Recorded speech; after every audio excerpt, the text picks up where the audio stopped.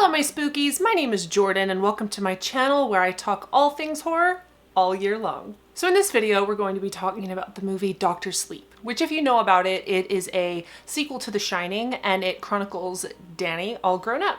And Danny is played by Ewan McGregor and there is a lot of cast in this movie, a very big cast, but not anybody as well known as Ewan McGregor, of course. So basically I'm just gonna let you know whether Dr. Sleep was any good or not and whether it is worth a watch. I know it is an older film, it's a 2019, but 2020 isn't really giving us any new stuff, so I'm just gonna be giving reviews on movies that I haven't seen, horror movies, whether they're older or newer, so just stick around for that if you're interested. Before we get started, please give this video a like. It helps get this channel and this video in front of more horror lovers like you, and it would be greatly appreciated. Just so you know, I did used to post a lot of a little bit of everything, so if you go to my old videos on my channel, that's not the kind of content I post anymore.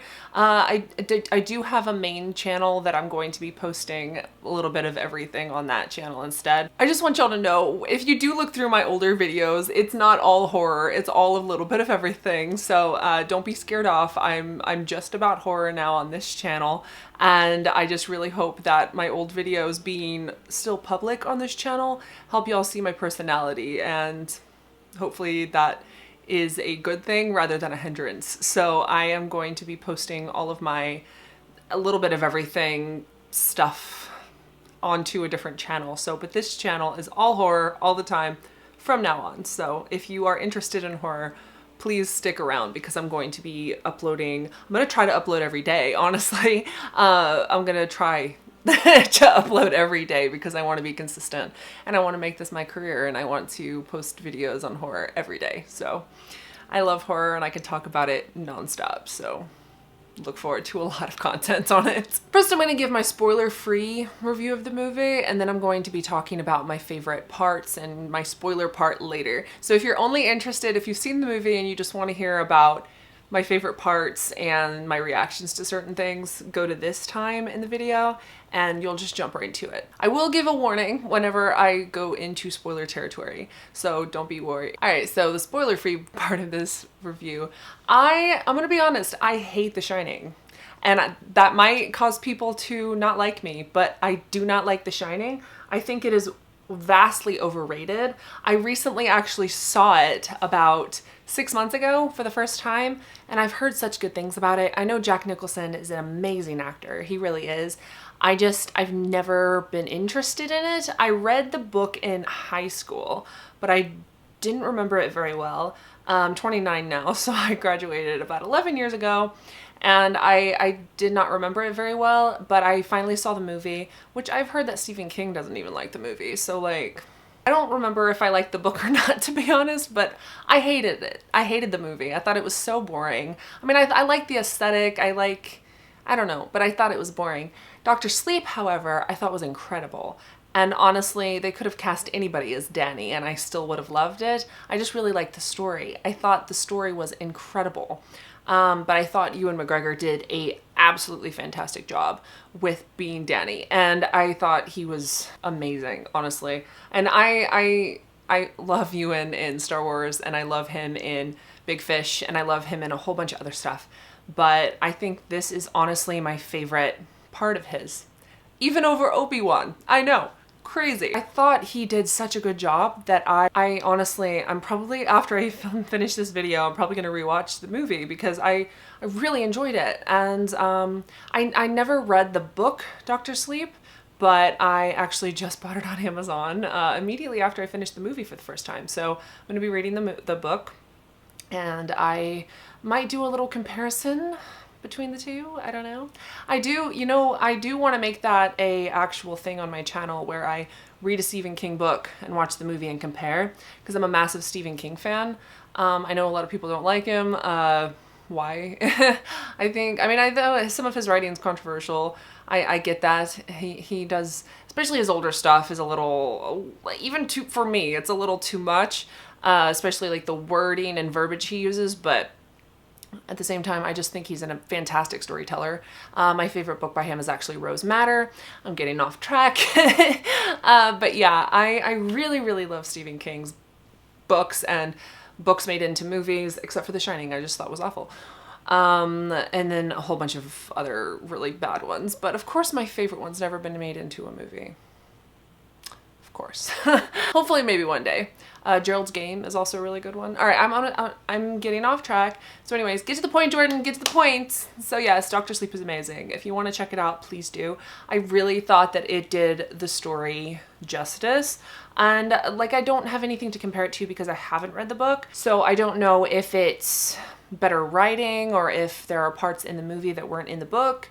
I'm not sure, but I will find out soon after I read the book. But yes, if you're wondering if Dr. Sleep is good, it is. It kept my attention. Honestly, it was 2.5 hours, or like, I think 2 hours and 40 minutes, and it kept my attention the entire way. Honestly, it finished and I was like, it's over? I really thought that I had only sat there for like an hour and a half. Like, that's how good it was. And then I immediately watched a horror movie right after that was horrible, and it was only an hour and a half.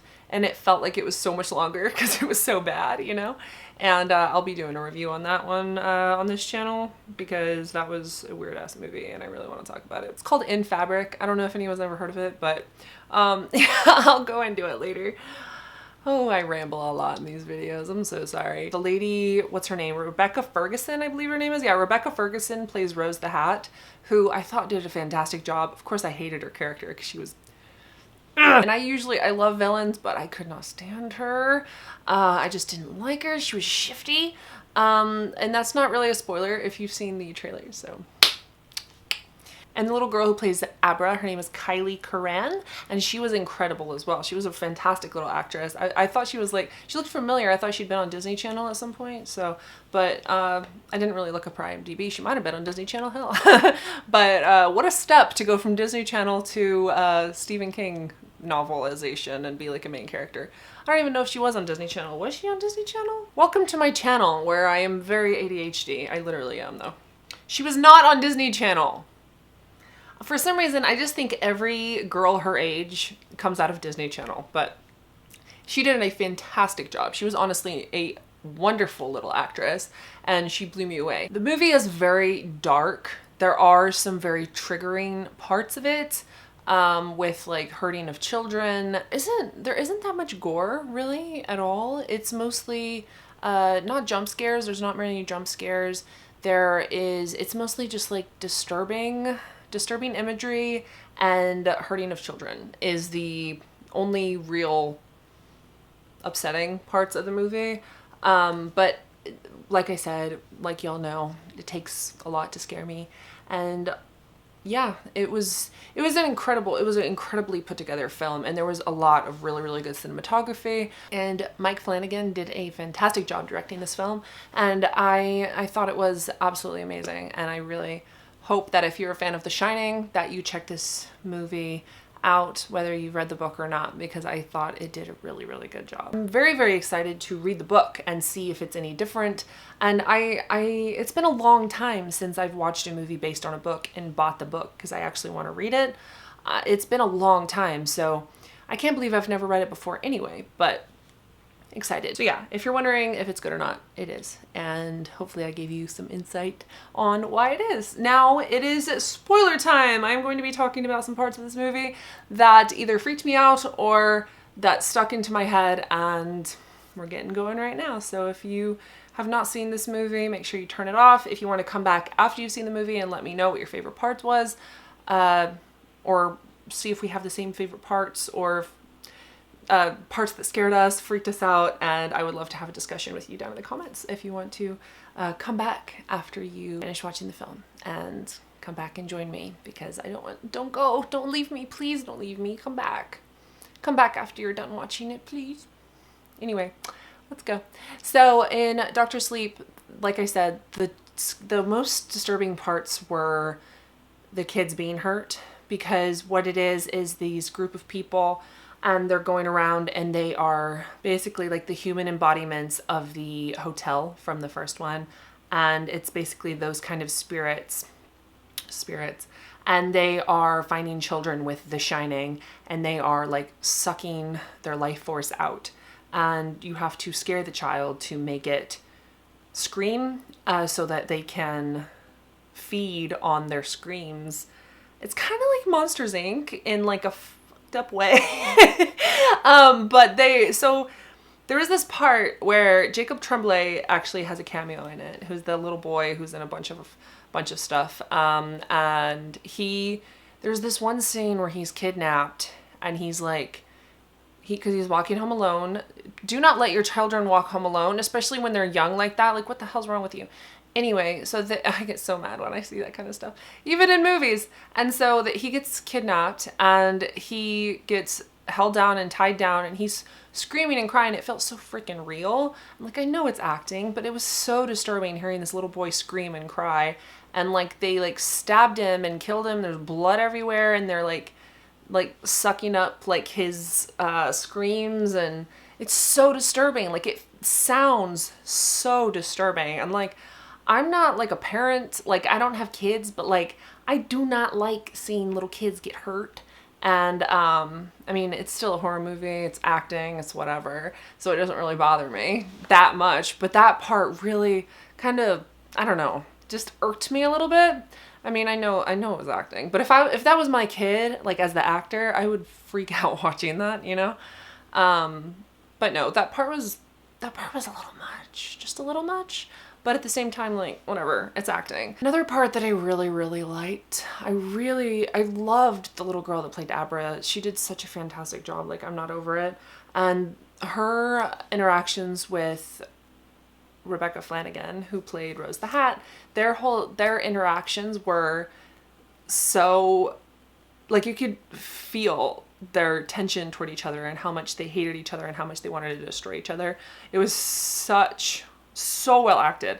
And like the one part when Rose the Hat steps into Abra's room and then Abra has she's sleeping, and so she gets into her like mind palace and is like going through her files and stuff, and then she has Rose the Hat get her hand stuck in the thing and she's like pulling it out and like you see like the skin off her fingers. That was so gross. That part was really cool though. And I think my favorite part was like when they go back to the hotel and they have to fight, and I thought that was really, really cool that it kind of starts at the end. It starts where it started, you know, or it stops where it started. And I just really loved that. I loved Abra's character development. And them showing her as a little kid and then her like doing these like magic tricks and then kind of showing her like more grown up and her experiencing The Shining and all that. I thought that was so well done, and I thought that was really cool. And I just thought Ewan McGregor did a amazing job, especially, oh God, the part where why? Okay, when he wakes up and he sees that girl that he had a one night stand with like puked all over the bed. Like the first thing you do is like check that they're alive, like that they didn't aspirate on their own vomit. But I guess like he wasn't thinking because he was hungover and he was stoned still probably, and then he just leaves the little baby there with like the dead mom because he doesn't realize that she's dead. Leaves this tiny little probably like 18-month-old child there, and then so they both die and then they haunt him, and then like the little dead baby going mama. I was like, ugh. That was so creepy. And then like, you let us die, like you let us die. So that was a little weird. But I just overall I thought it was amazing. It's probably one of my favorite Stephen King to movie transitions. That and the first It, the 2017 It, and also the original Pet Sematary. Those three are probably my top three. Dr. Sleep, the original Pet Sematary, and It 2017. Amazing job on all three of those. What was your favorite part of Dr. Sleep? Or what part freaked you out the most? And I would love to know what you thought of it down below in the comments. And what part resonated with you the most? Like what part, like, what part do you remember after watching it? what part sticks in your head, you know? I really hope you enjoyed my review of Dr. Sleep. If you're interested, please check out my social media. That's going to be down below, as well as the links to my other channels that I post all my other stuff on, like my gaming channel and my main channel, where I post a little of everything. I haven't posted there yet, but hopefully by the time you're watching this, I will have something on there. But like I said, this channel is all horror all the time, so if you have any recommendations of movies that you want me to watch, I would love to check them out. There's a bunch of horror movies that I actually haven't seen. I could mark off 80% of horror movies that I've seen, but there's a whole bunch that I haven't, and I really want to check them out and give my reviews for them on my new horror YouTube channel. So please let me know what you would like me to react to or watch, and I would love to do so. Once again, thank you so much for watching. Sleep tight, don't let the velociraptors bite. I love you all. Toodles.